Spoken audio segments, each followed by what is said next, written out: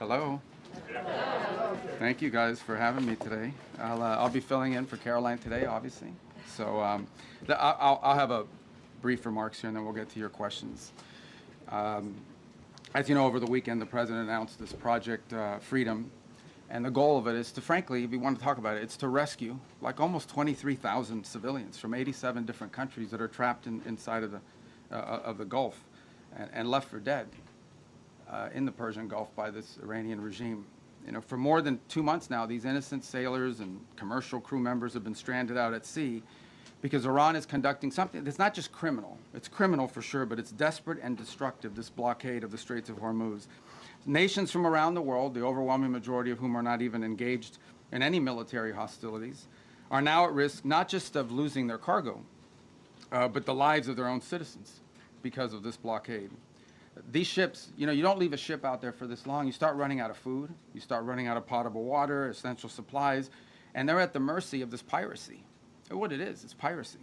And not only that, but some of them have seen, you know, been opened fire on and rained down senseless attacks on several civilian ships already.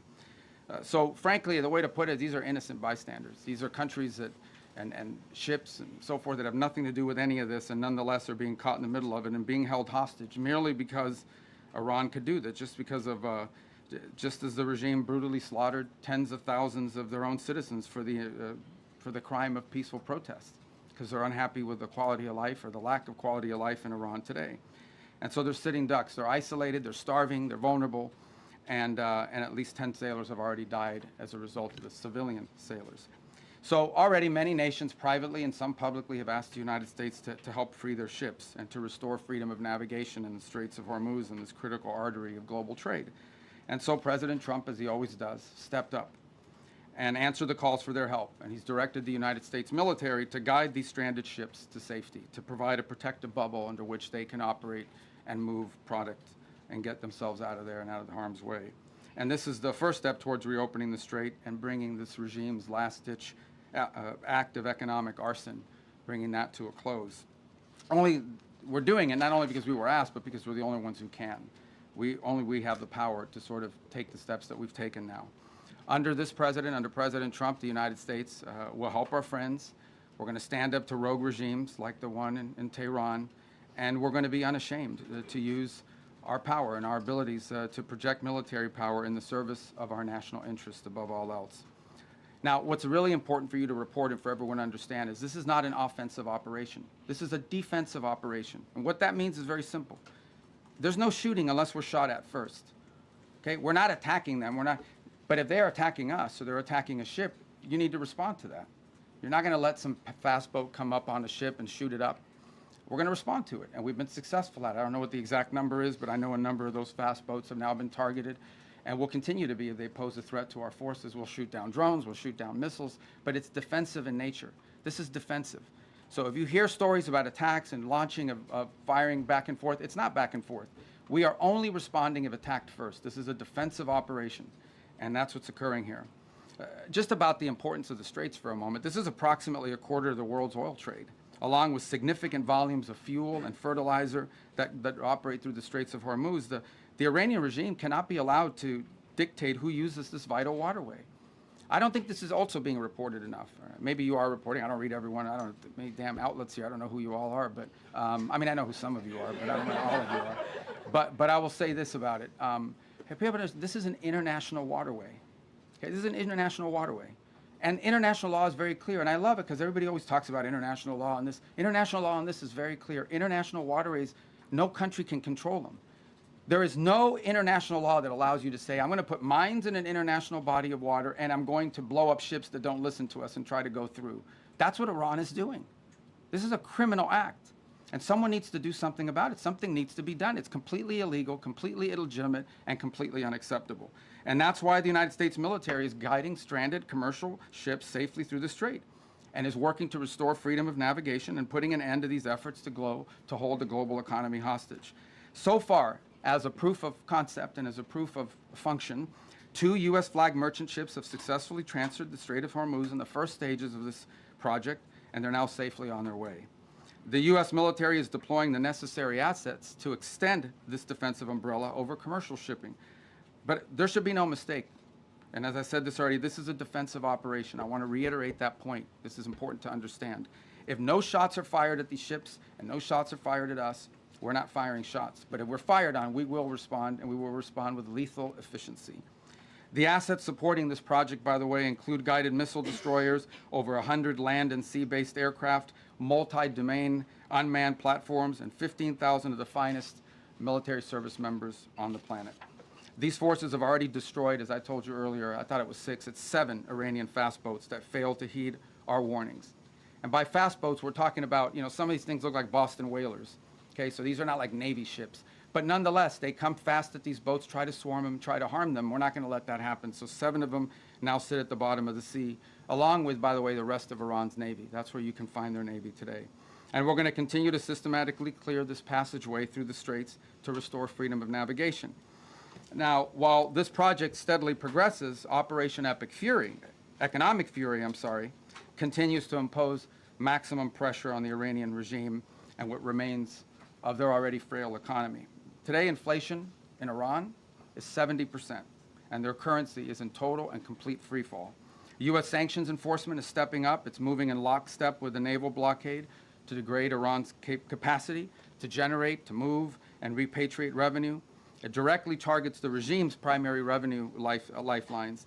The blockade alone is costing Iran as much as $500 million a day in lost revenue.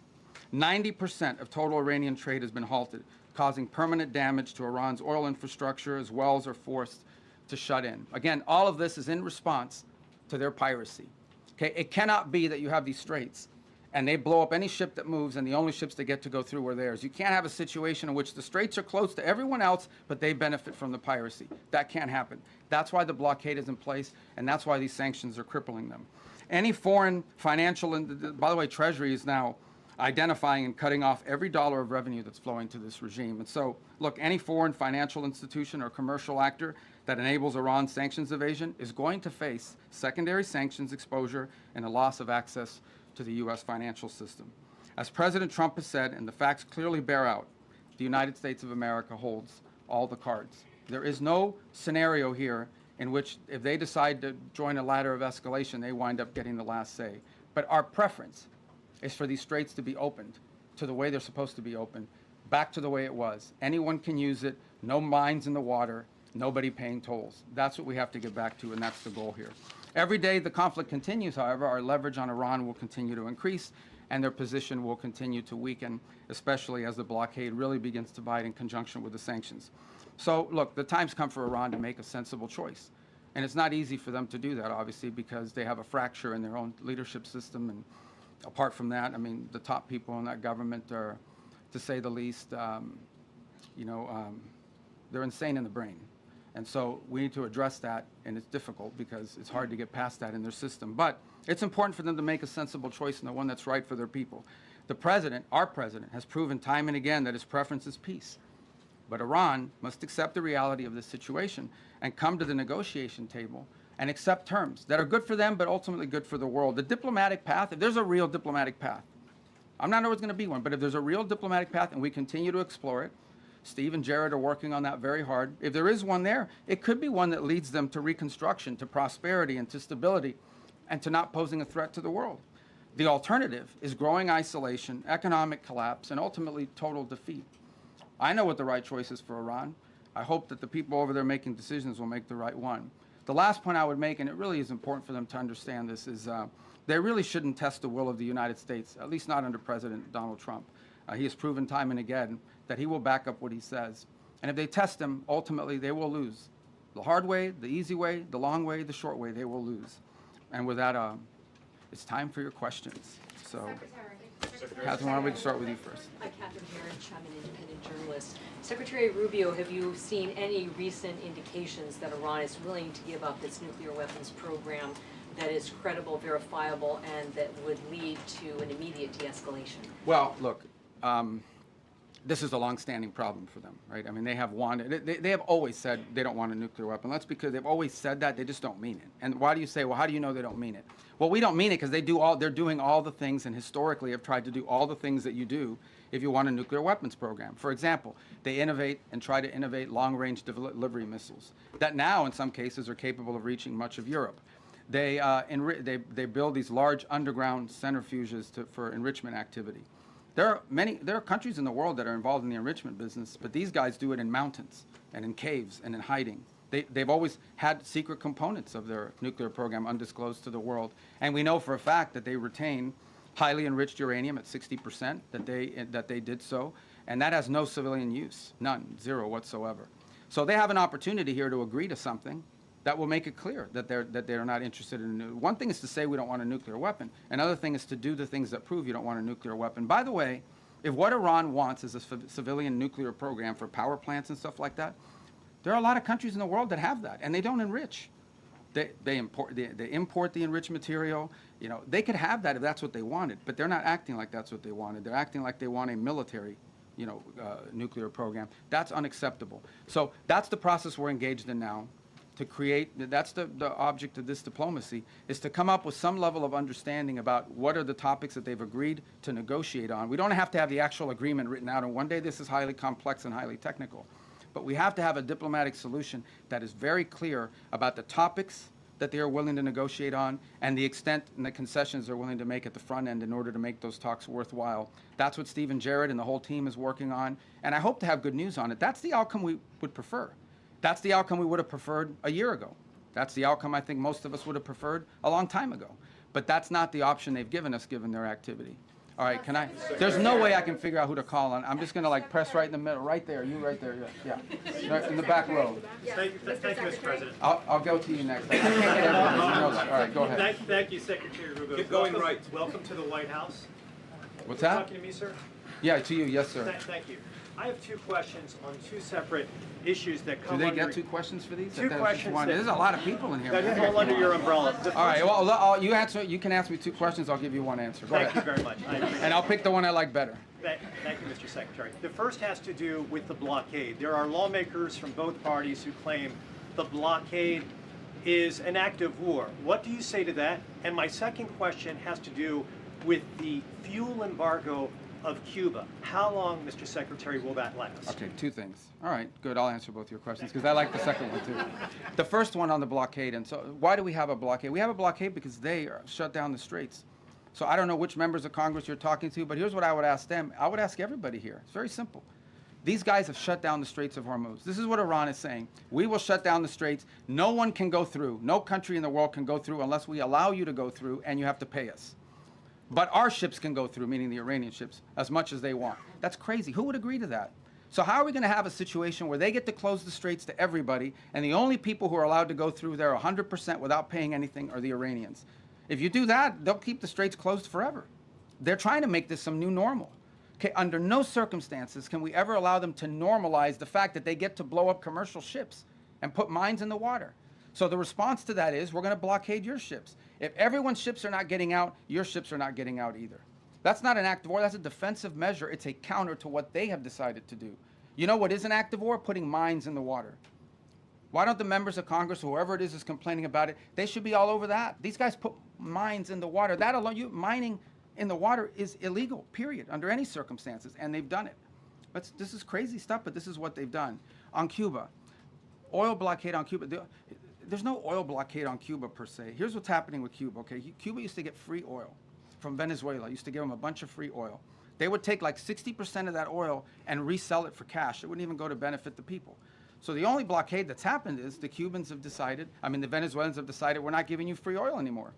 And you can only imagine nowadays, the way oil prices are, no one's giving away free oil, much less to a failed regime. So the problem with Cuba is worse, okay? Their economic model doesn't work. Doesn't work. And the people who are in charge can't fix it. And the reason that I can't fix it is not just because they're communists, that's bad enough, but they're incompetent communists. The only thing worse than a communist is an incompetent one. And that's what, so incompetent communists run that country, they don't know how to fix it. They really don't. And we have 90 miles from our shores a failed state that also happens to be friendly territory for some of our adversaries. So it's an unacceptable status quo. I will be addressing it, but not today. Okay. All right, let's go to the front, right there. Secretary Rubio. Yeah.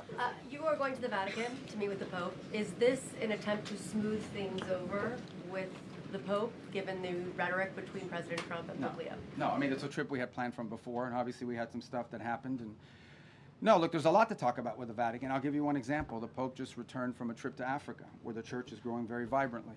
And we have shared concerns about religious freedom, religious freedom in different parts of the world. We'd love to talk to them about that. The topic of Cuba, you know, we gave Cuba $6 million of humanitarian aid, but obviously they won't let us distribute it. We distributed it through the church. We'd like to do more. We're willing to give more humanitarian aid to Cuba, by the way, distributed through the church, but the Cuban regime has to allow us to do it. They won't allow us to give their own people more humanitarian aid, and we're willing to do it through the church. So there's a lot to talk about. And the president recently said that the Pope is endangering a lot of Catholics as a result of his rhetoric around the Iran war. Is that a sentiment Well, I you don't think agree that's with? an accurate description of what he said. I think what the president basically said is that Iran can't have a nuclear weapon because they would use it against places that have a lot of Catholics and Christians and others for that matter. It goes back to the central point. I think the president, without trying to speak for him, but I think I can characterize it this way. He doesn't understand why anybody, leave aside the Pope, the president, and I, for that matter, I think most people, I cannot understand why anyone would think that it's a good idea for Iran to ever have a nuclear weapon. Look what they're doing with the Straits right now. They're holding the whole world hostage. They have these sailors, you know, on commercial ships that are going to starve to death out there. They don't care. They don't care that this is melting down the economies around the world, even of their own allies. This is what they're doing with the Straits. What do you think they would do if they had a nuclear weapon? They would hold the world hostage with that nuclear weapon. That's what they would do. They would do exactly to the world with a nuclear weapon what they're doing now with the Straits. And I think the president's point is how anyone cannot see that as an unacceptable outcome and an unacceptable risk is beyond him. It's puzzling. And someone has to do something about it. The difference between this president and like the 6 presidents that preceded him were that he's the only one that's actually been willing to do something about it. Everyone says Iran can't have a nuclear weapon, but you got to do something about it at some point. And he's been willing to address that threat. And that's what he promised he would do when he got elected, by the way, is address threats like this. Secretary, Yeah, yeah. I wish I knew your names, thank you guys. so I much, Mr. apologize. Can Thank you you. put name tags on? Thank you That so would much, help. Mr. Okay. Secretary. Who are you with? Who are you with? I'm with Rudao Media Network. Okay. Mr. Secretary, the President has said multiple times that weapons were provided to the Kurdish groups to pass on the Iranian people. However, Kurdish political parties and the regional government says they have not received such weapons. Even some claim these weapons remain in the U.S. base in the region. Can you clarify who those weapons were given to and whether you intend to retrieve them or still want to pass to the Iranian people? Yeah, look, ultimately, what the president is expressing, and I think has repeatedly, is he wished the Iranian people had, you know, look, he's heartbroken by these images. You think about it, you're an Iranian, okay? You're unhappy that your economy doesn't work for you. You don't have freedom. You don't have an opportunity to express yourself. You know, you've got friends that have been shot in the head because they're out protesting. And it's heartbreaking to him to see that these people are abused in this way and have no measures to take against their own government as a result of it. By the way, this goes back, if you guys remember the protests in 2009 where they slaughtered people in the street. This is a vicious regime, guys. Okay? These are people that hang people from cranes in the town square so everyone can see. They continue these executions of people and have continue to do so for over a decade and a half now. And so I think what the president is expressing is the desire that he wishes the Iranian people had an ability to fight back against some of these things that are happening to them. And I would view that as distinct and separate from the specifics of this operation that was ongoing before it concluded, and certainly different from the operation that's going on now. Right there in the... Regarding Colombia, regarding Colombia, Mr. Secretary, we Right behind you, not Colombia, right there. Yes, ma'am. Mr. Secretary, thank you so much. On Lebanon, are Yes. we in a ceasefire or less fire? And the second question, do you think you would be able to achieve an agreement between Lebanon and Israel without risking a civil war in Lebanon? What are you look, doing Lebanon's to risk? complex. What are you doing to? No, I got it. I got the gist of your question. So look, here's the challenge with Lebanon, okay? There's no problem between the Lebanese government and the Israeli government. Israel doesn't claim any land in Lebanon belongs to them. And by and large, I think a peace deal between Lebanon and Israel is imminently achievable and should be. The problem with Israel and Lebanon is not Israel or Lebanon, it's Hezbollah. Hezbollah operates from inside of Lebanese territory. They terrorize and attack Israelis, but they also are inflicting tremendous damage on the Lebanese people. The reason why Lebanon gets attacked by Israel is because of Hezbollah, because Hezbollah is hiding in some house, launching rockets against Israelis, and then they get hit. So what you're seeing now is Israeli responses to either attacks or perceived threats. And this is not new. This has been going on for a very long time. What is our hope? Our hope is to engage the Lebanese and Israeli governments under our mediation at the table to achieve this. And that is having Lebanese armed forces and a Lebanese government, not just with a willingness, but with the capability to begin to challenge Hezbollah and disarm them. Because the Lebanese people are also victims of Hezbollah. And by the way, on the topic of Hezbollah in Lebanon, who is behind Hezbollah? Why do they exist? They're an agent of Iran. If you go through that Middle East and you identify every problem, Hamas, Hezbollah, to some extent the Houthis, obviously, and others, behind every one of these groups is Tehran. So apart from the nuclear weapons, apart from all these other things, these guys are behind all the bad actors. Hezbollah is a wing. It's an extension of Iranian desire to destabilize the region. So we're very committed to this process. It's not going to be easy. You're asking me a complex question. You know this has been going on for a very long time. It's not going to be easy. We're going to do everything we can to make sure that both sides continue to talk so that progress can be made on some sort of permanent ceasefire that isn't constantly spoiled by Hezbollah and by Hezbollah violence. Right in the middle. Thank you, sir. I'm winging it, guys, okay? Right there, yes, sir. You mentioned the 2 U.S. ships that safely Yeah. crossed the Strait of Hormuz. Are other ships being told it's safer to get back to regular levels, or are we still going to see limits in place for Well, the look, foreseeable future? For obvious reasons, I'm not going to broadcast who we're talking to or who we're telling them to move. I mean, we want these operations to be safe, and I think as it unfolds and ships get through, we'll make those announcements after the fact, just for operational security purposes. But the goal here is pretty simple. Establish a zone of transit that is protected by a bubble, the United States, both naval and air assets, and then allow ships who want to move through there and get to market, to begin to increase confidence in the ability to do so. That doesn't happen in 12 hours. It takes time to set up that bubble and gain that confidence, but that's the goal. We have been in touch. We've been in touch, I don't know, with a bunch of different liners about moving, and we're hoping to continue to improve the security situation, and we'll start to see some of that movement. And we'll announce it as it happens after the fact. We're not going to be like broadcasting, hey, tomorrow at 12, ship X is going to be coming through, for obvious reasons, because that degrades the security. But we feel confident we're going to be able to achieve that. Look, it's not going to solve the whole Straits problem. It's going to solve a lot of it, but it's important to challenge what Iran is doing now. Guys, again, I wonder if you take anything away today, and I can't tell you what to write, but Iran cannot be allowed to normalize this control of the Straits. It's completely unlawful, illegal. It's outrageous. And every country in the world should be joining us and condemning it and doing something about it. But the United States has stepped up and is trying to do something about it. Right there in the Secretary, regarding Colombia, Mr. Secretary, we've had several tourists. I'm sorry.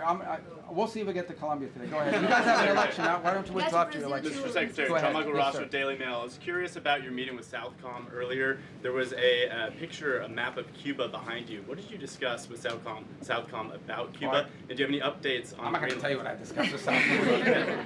But it had to do something with Cuba. No, What about, Cuba's in Southcom. It's Fair the enough. closest part. And so the second point, I was there, our ambassadors were in from the whole Western Hemisphere. I was addressing them, meeting the general who just took command of Southcom. And there happened to be a map of Cuba. And I said, it'd be good if we took a picture in front of that map, because it's like the closest thing in Southcom to the United States. So there it is. We have maps of other countries, huh? what about Greenland? Any update on Greenland? No, they didn't have that map then. They only had in the red, right there in the red.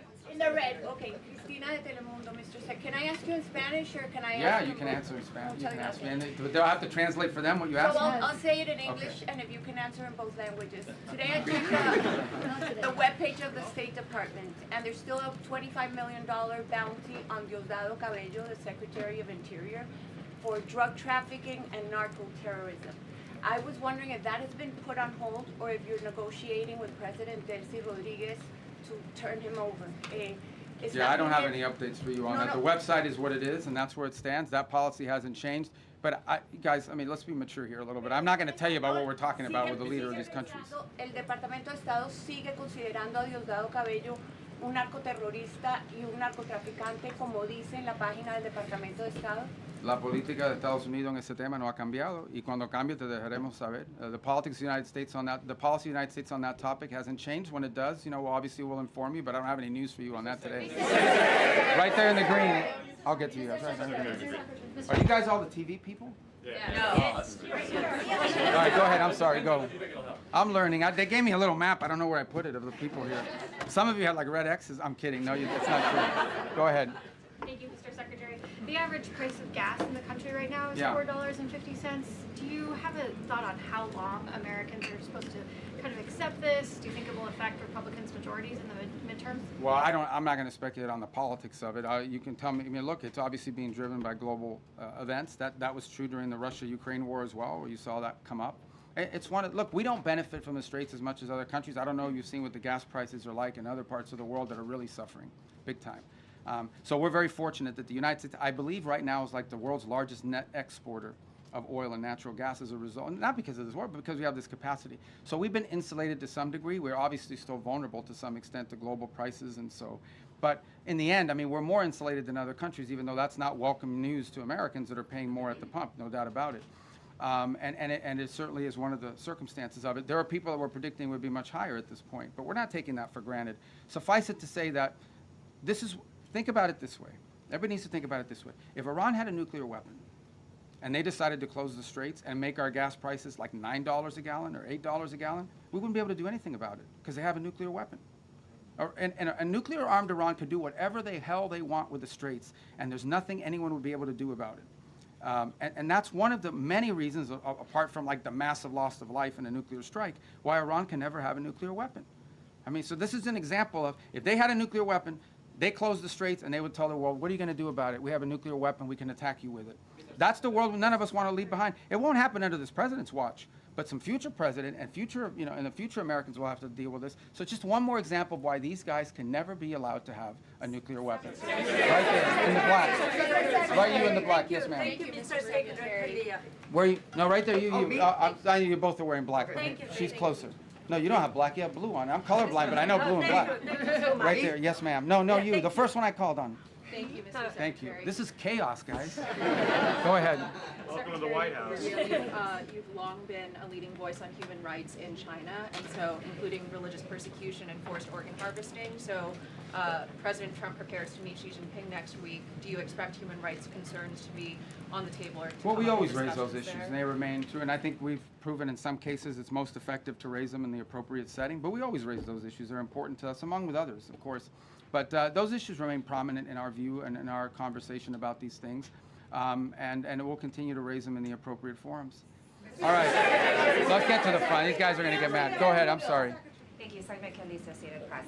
You mentioned earlier that some countries have privately and publicly indicated their willingness to help with Project Freedom. Can you say how many have reached out to the U.S. with the offers of help and what kind of capabilities? Well, thank you for your question. That's a good question. I mean, multiple countries have said we got to do something about it and fix it. Is it like dozens or single digits or more than 100? Or I don't know. I don't put a number on it. I would just tell you that here's what I would say about it. The capabilities is the issue, okay? A lot of countries would love to do something about it. They don't have a Navy, right? Or they can't get there in time, or they can't. Others, are less, that some unfortunately do have a Navy are saying, oh, we'll be involved, but we'll be involved after it's over. Well, after it's over, it's kind of like, that makes sense. So, we'd like to have it. Now, there may be some utility in a post, closure mission. I'm not downplaying that, but I think that's been the challenge. But there are other ways they can help, unique ways that they can help. And I don't want to get into who these countries are for obvious reasons, because they are prepared to help us in certain ways, but maybe don't want that publicly disclosed for no other reason than it impacted foreign policy. It could have some domestic ramifications. But ultimately, I don't want to mislead you. The primary responsibility for this Project Freedom is on the United States because we're the only country that can project power in that part of the world the way we're doing now. We're the only ones that can do it, and we're going to do it as a favor to the world. Understand this. This is a favor to the world because it's their ships that are stranded. It's their fuel supplies that are stranded. By the way, it's there's humanitarian aid destined for different countries in the world that's stranded in the Persian Gulf right now. It's the fertilizer that they need for their food and crops that's stranded in the Persian, not our fertilizer, their fertilizer. So we want to be helpful, and that's why the president stepped forward, because we're the only ones that can. Frankly, we're the only ones that can. Mr. Secretary, on the rising oil and gas prices, the president has said that this is a small price to pay for getting rid of a nuclear weapon. But 10 weeks in, are we any closer to getting rid of Iran's nuclear material? Yeah, but look, here's the way to think about Iran, and this is what I described at the very beginning of this. What was Iran's plan? You have to understand what their plan was. Their plan was they were going to build this conventional shield where they would have so many thousands of missiles and drones and rockets that they couldn't be attacked. And behind that conventional shield that they were trying to build, they would then break out and do whatever they wanted with their nuclear program. They no longer have that conventional shield, okay? We told you guys from the very beginning, And we're very consistent in this messaging. The operation that has concluded was going to destroy their Navy. They have no Navy left. They don't. Not a Navy. They have small boats and Boston whalers, but they don't have a Navy left. They don't have an Air Force. I challenge you. When is the last time you read or heard about an Iranian jet flying anywhere? They don't have an Air Force. Their missile launching capability has been substantially degraded, and their industrial base, their defense industrial base, has been severely, severely damaged. So their ability to build a shield behind which they could hide their nuclear program was wiped out. That's a very substantial achievement, and that was the purpose of this operation from day one. Their nuclear material in order for this war to end. Well, that's one of the topics that needs to be discussed. I don't know about, I think you're linking it. The operation is over. Epic Fury, as the President notified Congress, we're done with that stage of it. Okay, we're now on to this project of freedom. As far as a negotiation is concerned, I think the President's been clear that part of the negotiation process has to be not just the enrichment, but what happens to this material that's buried deep somewhere that they still have access to if they ever wanted to dig it out. That has to be addressed, and that's being addressed in the negotiation. I'm not going to go further on what progress has been made on that topic because I don't want to endanger the negotiations, but suffice it to say that the President and this entire team is aware of the centrality of that question, and that will have to be addressed one way or the other. Right there. Right there. Yes. Thank you. Thank you. Secretary, I have another two-part question for you. Okay. First, are you taking part in those negotiations that you just detailed there? And then secondly, President Trump has made it clear that the U.S. doesn't rely on the Strait of Hormuz. So why should Americans even care about Project Freedom and these shipping tankers going through? Well, I think on the second point is the one I want to address first, and that is why should Americans care and why it matters to us? Because ultimately these things have an impact on the global economy, which ultimately has an impact on our economy in the long term. That's number one. Number two, because if we live in a world where a rogue state like this Iranian regime is allowed to claim as a new normal control over international shipping lane, it will not be long before you see that happen in multiple shipping lanes around the world. I can identify for you six or seven vital shipping lanes around the world that some countries can decide, guess what, if Iran was able to do it, we're going to do it too. We're not going to start charging tolls. And it'll get closer and closer to us. That's unacceptable. We cannot live in a world, there's a lot of time and energy been invested behind the idea that international waters are free for the free flow of goods. The stuff we make in this country and export has to go through international shipping lanes. And for us to live in a world where a country can decide, now we own the international shipping lane and you have to pay us if you want to use it, that is a normal that we will never be able to accept. And that's what the Iranians are trying to get us to do. So we're doing two things about it, and we haven't talked about the second one enough. The second thing we're doing is we're going to the UN. Everybody loves the UN, right? We're trying to go to the UN, and we're saying, okay, countries of the world, condemn this. Say that it is wrong for you to put mines there. It is wrong for you to shoot at commercial vessels. Guys, that's what we're talking about here. These guys are bombing commercial vessels. They're not bombing naval vessels. They're bombing commercial tankers. It's just outrageous. That needs to stop, and it needs to end. And if it doesn't, then the world should be diplomatically and economically isolating Iran as well. But if we live in a world where global shipping lanes can be taken over by countries, that'll have a direct impact on Americans in the short and the long term, and we can't let it start by Iran doing it. And we're the only ones that can do anything about it. All right. Right there in the green. Go ahead. Yes. Mr. Secretary, does the President intend to press Beijing on its Taiwan policy when he visits China next week? I'm sure Taiwan will be a topic of conversation. It always is. As you know, we understand the Chinese understand our position on that topic. We understand theirs.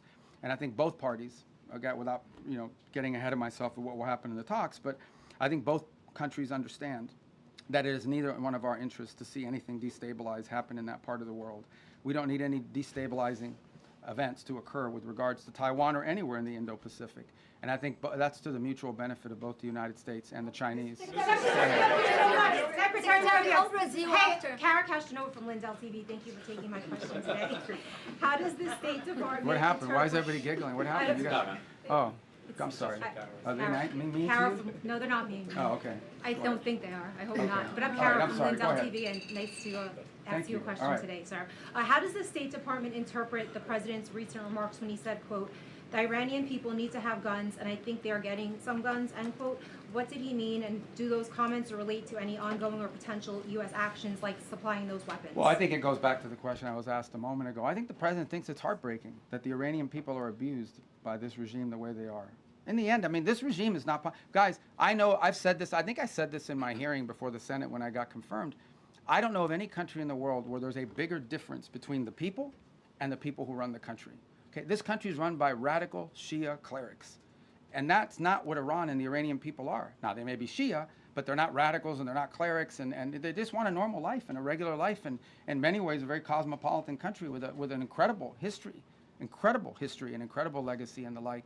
So there's this huge divide between the people of Iran, whom we sympathize with, and who the president sympathizes with, because they're the ones suffering. Look, the world is a victim of Iran, okay? The world is a victim of Iran because they're terrorists, because of what they're doing now in the Straits. But the people of Iran are daily victims of the regime, and the president has deep sympathy for what they're going through. And I think he's just expressing that sympathy and that frustration that they don't have the ability to do more to get rid of this regime that has crushed this country and isolated it from the world, which is a country that shouldn't be isolated from the world because its people are phenomenal. All right. I wish I had like a dice. Go ahead. Yeah. No, right there, because I'm going to Italy. Voy a Italia. Déjame hablar con el señor. Okay. He's Italian. I know him. He used to cover Capitol Hill. You're Italian, right? For many years. For many years. Yeah, Okay. Daniele Papatangelo. Thank you, Mr. Secretary. So I have two short questions for you. Oh, damn, two questions. First, as you head to the Vatican and Italy, how do you view the Pope's global role amid current geopolitical shift? And what are your objectives in Italy? Is this trip tied to recent remarks by the President suggesting Italy has not been supported as expected? And the second one is about the Hezbollah in Lebanon. On a recent interview on Fox News, you raised some concern about stronger vetting within the Lebanese armed forces. What do you make? Can you elaborate a little bit? Yeah, I've answered the first one about the Vatican. Look, I mean, the Pope is obviously the vicar of Christ, is a Roman Catholic, you know, but he's also the head of a nation state, and it's an organization that has a presence in over 100-something countries around the world. And we engage with the Vatican quite a bit because they're present in many different places. I've already outlined to you two examples. We worked with the Catholic Church on the distribution of humanitarian aid in Cuba.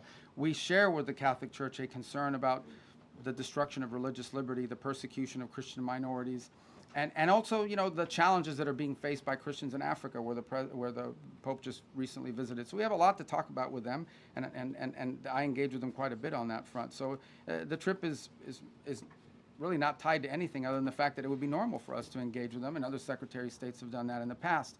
On the second point about Lebanon, also a question that was asked earlier. And what was the Italian part? About the expectation that the President... Oh, no, look, I mean, the Italians have been involved for some time in training the police and in training their forces, so I would love to hear their input on it.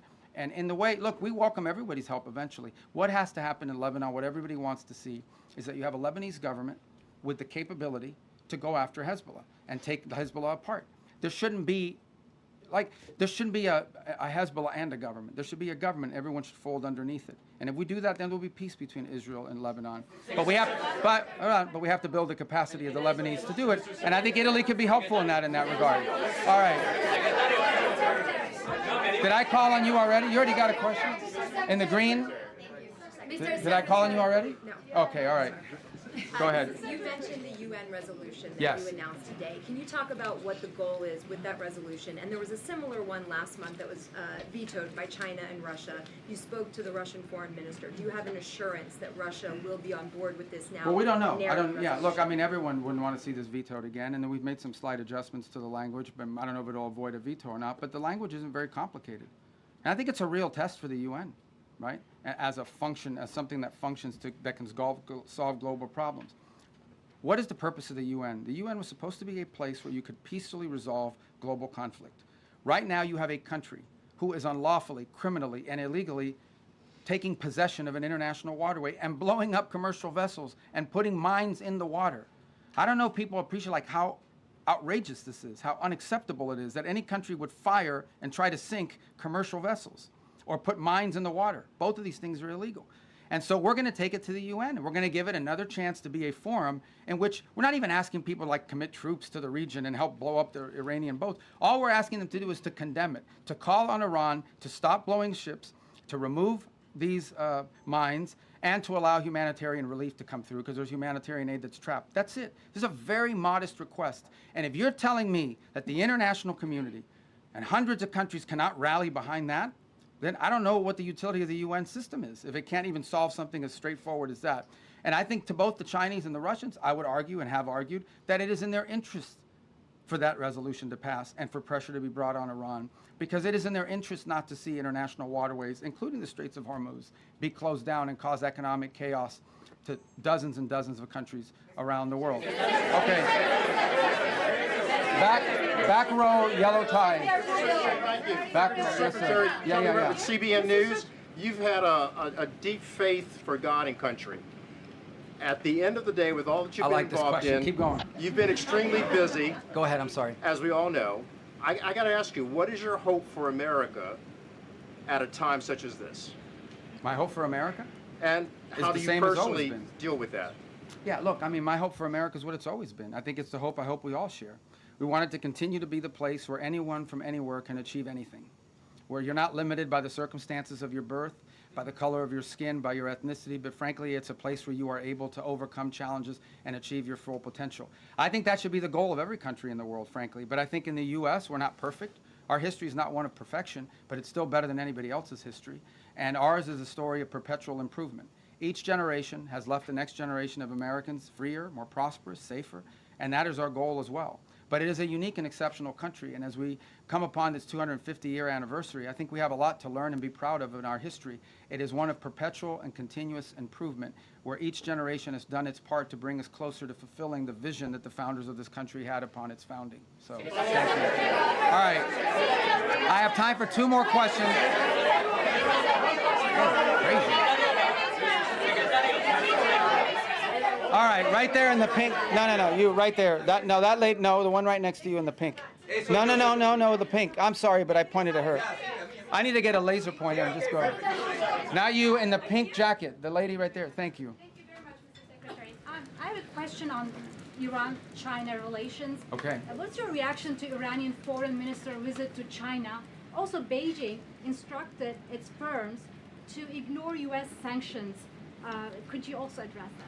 Well, I'll direct you to Treasury on that front. There are options that we have. If you ignore our sanctions, you're going to face secondary sanctions. And I don't have an announcement for you on that today, but we don't do these things, for symbolic purposes.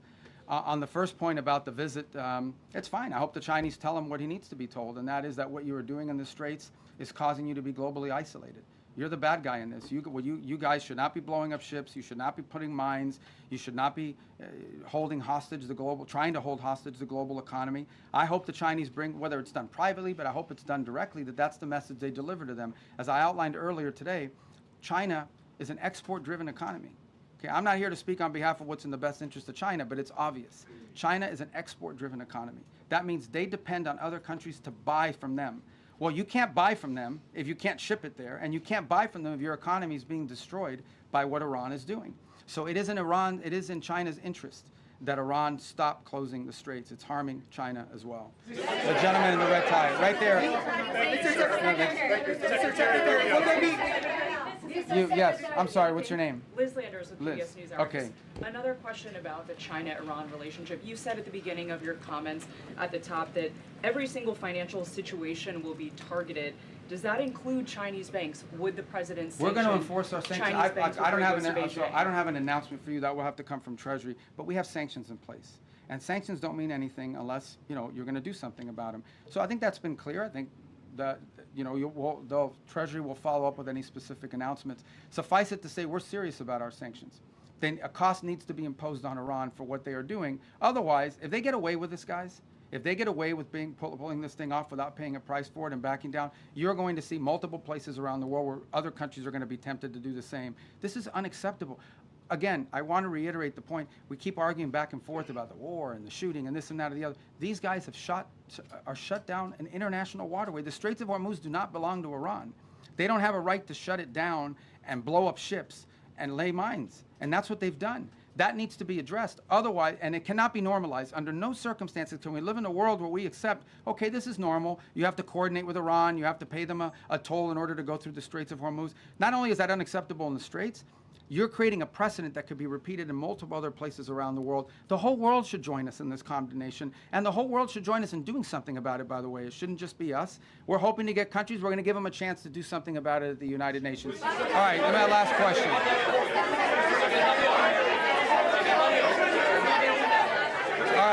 That lady in the right there in the white. Thank you, Mr. Secretary. Right next time we'll Secretary, Well, Thank you. okay, hold on, stop this up. Go ahead. Okay, I'll do 2 more and then I gotta go. See you in the back. Yeah, go ahead. Iran has shown what? Sophia with Politico. Okay. Iran has shown that it's been able to withstand a lot of pressure. And yesterday, President Trump has said that they may run out of oil storage in 2 weeks. Do you believe that that will be the thing that gets them to the table to give up their nuclear ambitions? And if not, what will be that thing? Well, look, they're suffering devastating damage to their economy. You're right, but it's not that they're able to withstand pressure, it's that they don't care that their people are suffering. You understand, right? There's a difference between we can withstand pressure and we actually don't care. Now, I think there are people in their system that care more than others. You know, some of the elected people that you see, some of the people you see on television with the suits on, you know, those guys care because they know at the end of the day they have to live in the reality. And then you have another element of their government, the clerics, the IRGC types, who probably are more immune to that and care less. They're more interested in regime survival at all costs. But ultimately, the pressure points are what they are. Are they less divided now than they were before? Because the administration has said that the Iranian regime is divided, making it very challenging. Well, it's been challenging to deal with them diplomatically because, for example, an offer will be made and then it takes 5 or 6 days to get a response because you have to get it through the whole system. They have to find the supreme leader wherever he hides. They got to get him to sign off, and that's their system. Their system has always been multi-layered in this way. It's obviously become more complex because of the damage they suffered during the war. But look, suffice it to say, Iran has to pay a price. They're not going to change their position out of the kindness of their heart. There has to be a pressure point on them that causes them to realize they cannot continue to close the straits, or they face crushing economic consequences, but also, you know, global diplomatic isolation. Which they have proven in the past to be susceptible to. But you're right, they have a high pain threshold, but they don't have an unlimited pain threshold. Nobody does. All right, this has to be the last question. Go ahead. Mr. Secretary, many people want to know what is your DJ name? My DJ name? Your DJ name. You're not ready for my DJ name. On the war, if the fighting were to resume, because you've said that Operation Epic Fury is over, the president also said that the U.S. would bomb them off the face of the earth if they tried to go after U.S. ships. So if the fighting resumes, are you saying that it would resume under Project Freedom? And I ask, as it relates to the War Powers Act. Yeah, look, the Operation Epic Fury is concluded. We achieved the objectives of that operation. I'm not going to, you know, we're not cheering for an additional situation to occur. We would prefer the path of peace. What the president would prefer is a deal. He would prefer to sit down, work out a memorandum of understanding for future negotiations that touches on all the key topics that have to be addressed, a full opening of the strait so the world can get back to normal. And he preferred that be negotiated through the route that Steve and Jared have been working and that all of us have been supporting. That's the route he prefers. That is so far not the route that Iran has chosen. And so the result has been that the United States has to do something about the fact that we're the only nation on earth that can do anything to open up a lane within the Straits of Hormuz to get product and to rescue these people that are trapped in there. And that's what we're undergoing now. What that may lead to in the future is speculative. I'm not going to speculate about what it would take or what it would do. But look, the message to Iran, these guys are facing, they are facing real catastrophic destruction to their economy, generational destruction to their economy, generational destruction to the wealth of their country, imposed on themselves by the actions that they're taking. They should check themselves before they wreck themselves in the direction that they're going. Does the White House believe that these votes coming up in Congress are a moot point then? Look, guys, I love talking about this topic. It's about the War Powers Act. Yeah. Okay, I love it. I was hoping somebody would ask. All right, hold on. No, boy, you don't let me answer. I got to answer the question. Okay, and I love it. I'll tell you why I love it. Because even as a senator, I said something. The War Powers Act is unconstitutional, 100%. Now, this is not the position of me, it's not the position of the President of the United States now. This is the position of every single president that has occupied this position since the day that law passed. It's completely unconstitutional. Now, we comply with it in terms of like notification because we want to preserve good relations with Congress, right? And we do that. But even as a senator, I would say that the War Powers Act is 100% unconstitutional. And look, I know some of you, whatever you want to say, but this is not this president's position. That has been the position of every single presidential administration since the day that law passes. An infringement on the president's constitutional powers. We don't acknowledge the law as constitutional. Nonetheless, we comply with elements of it for purposes of maintaining, you know, good relations with Congress. And we want them to be involved and we want them to be informed. I have gone on Capitol Hill, I don't know, 4 times this year for all senators and all House members and Intel Committee and Gang of 8. We want them to be involved in this. But I want to be clear on the point of the War Powers Act. It's unconstitutional, and every president and every administration has taken that position. All right, guys, I gave you 50 minutes. Thank you, guys. Thank you. Mr. Secretary, can you confirm? Thank